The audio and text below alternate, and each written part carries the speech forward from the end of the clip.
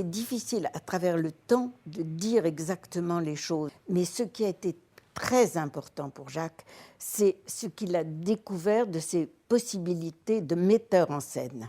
Dès qu'il posait le pied sur un plateau, il était le théâtre incarné. Il nous insufflait la possibilité de comprendre quelle était l'ambiance qu'il voulait de la pièce, quel était son rythme, quelle était sa définition, sans l'expliquer. C'était vraiment un homme de tréteau. Souvent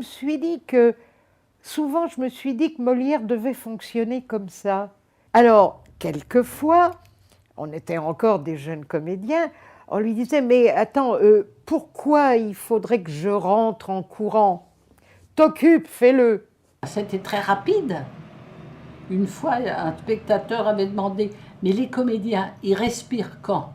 Il avait répondu « À l'entracte ». Chaque comédien apportait sa couleur à lui. On ne faisait pas de cadeaux à Jacques. On ne faisait pas ce qu'il nous disait. André Gilles n'a jamais joué comme Fabry.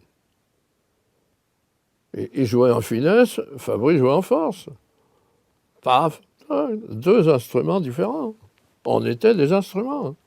Oui, il répétait souvent des phrases comme ça, des phrases, et généralement des phrases sans grande signification, comme ça, qui répétait en ayant l'air de chercher ce que ça voulait dire. Oui. Il m'avait appelé pour animer les dimanches à la télévision. Alors je me souviens que je faisais un petit motard, on m'appelait Vroom Vroom à la télé, et souvent il y avait, le décor c'était un café.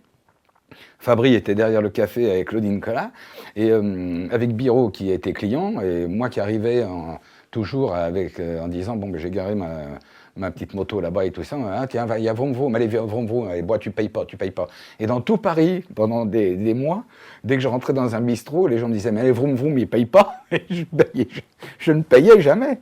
Il ne faut surtout pas l'oublier, Jacques. C'est pour ça que j'ai accepté de faire cette rencontre avec vous, parce que je pense que ce sont des gens qui ont marqué leur empreinte, qui ont laissé leur empreinte dans le monde du spectacle, parce qu'ils ont fait rire les gens, et on devrait avoir un minimum de reconnaissance. Moi, je dis toujours que l'artiste, lorsqu'il fait son travail avec cœur, avec générosité, lorsqu'il est honnête avec le public, c'est-à-dire lorsqu'il est sincère, tout simplement, on pourrait payer l'entrée du spectacle avec une carte vitale. Normalement, ça devrait être remboursé par la sécurité sociale.